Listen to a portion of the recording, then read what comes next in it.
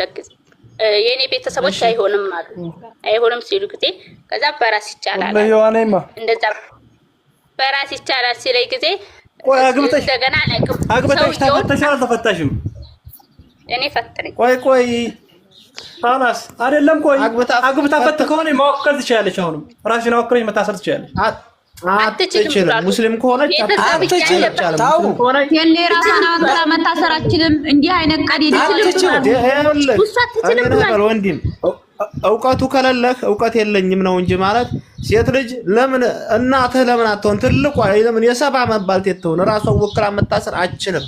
የትም ይሁን ትክክለኛ ማለት ራሷን ወክላ መታሰር ትችላለች ሲባል ስለሰማው ነው። እውቀት አለኝ የለኝም አይደለም ጥያቄ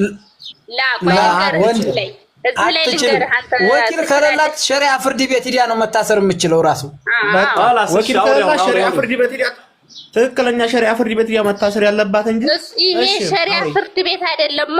ከየት እንዳመጣው አላውቅም። እንደዚሁ እንደናንተው መዝራየት የሚሰራው በስልክ ደውሎ 1000 ሪያል ከፍሎ ያሰረኝ አይሆንም አሉ። ካላስ አይሆንም አልኩት። ታው አይሆንም በጥቅም ላይ አይሆንም።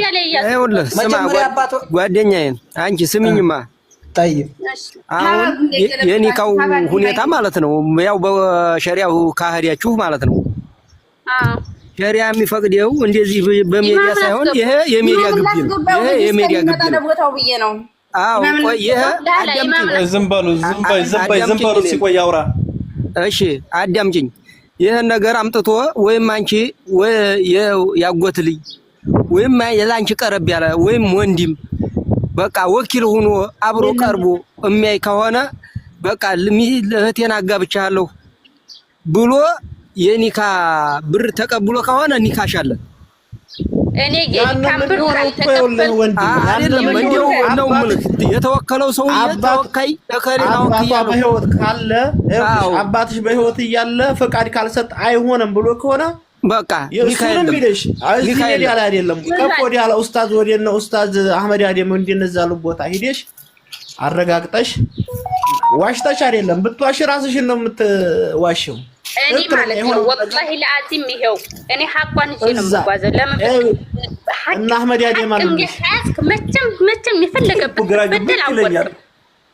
እኔ የምልህማ አህመድ አደም አለሽ ጓደኛዬ ይኸውልህ እንግዲያስ በሃይማኖታችን ይሄ ነገር ይሄ አሁን የምትለው ነገር ማለት ነው ይሄ ኒካው ሊረጋ አይችልም። ሁሉም አይችልም። ምን ብዬ ላስረዳው? ሙስሊም ነው አለን በሸሪዓው እየተመራ አይደለም ክርስቲያን ነው አለን። ምንም ይሁን እሱን ራስሽ ነሽ ያጠፋሽው።